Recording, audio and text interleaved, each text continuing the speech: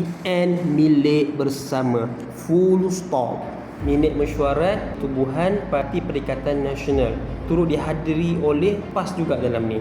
Nak katanya PAS ni bukanlah milik seorang, tapi milik bersama. Pertubuhan Perikatan Nasional bukan seperti rumah sewa. Ada seorang je tuan rumah. Semua orang bayar sewa.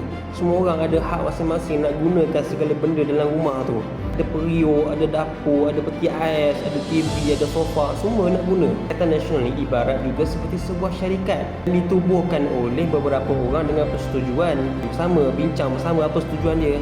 Peraturan dalam rumah tu, dalam syarikat tu mestilah peraturan yang sama dan yang dipersetujui bersama.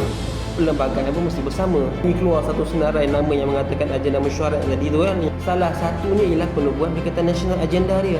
Secara jelas mengatakan bahawasanya PM bukan milik mana-mana parti secara mutlak. PAS juga merupakan parti pengasas Perikatan Nasional, penubuhan Perikatan Nasional. Antaranya nama sebetulnya Naib Presiden PAS sendiri yang merupakan sekarang ini pengerusi Perikatan Nasional, Datuk Seri Ahmad Samsuri juga merupakan salah seorang yang menandatangani rasmi penubuhan gabungan Perikatan Nasional.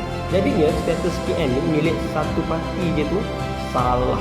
Yang dapatkan keputusan dalam Perikatan Nasional ni mesti diputuskan secara bersama, mesti dibincangkan melalui saluran rasmi gabungan tersebut, bukan kenyataan dari individu ataupun persepsi politik. Karena sekarang ni rakyat tak nak melihat perebutan kuasa. Gabungan yang diurus dengan tersusun, tertib, berprinsip, amanah, berintegriti, ikhlas dan bertanggungjawab. Fokus kita untuk berhadapan dengan musuh ni yang lebih besar lagi, iaitu kerajaan Madanon tu.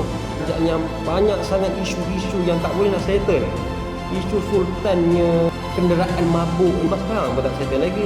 Jadi aturan Allah Ta'ala ni dengan berkat kesabaran kita, aturan Allah Ta'ala, pengurusi Perikatan Nasional hari ni daripada PAS, lepas Tan Sri Muhyiddin letak jawatan, bincang, akhirnya PAS yang mempengerusikan Perikatan Nasional.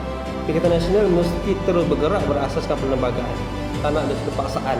Tak nak Perikatan Nasional ini membuat keputusan dari sudut kepentingan peribadi. Mestilah memikirkan kepentingan rakyat.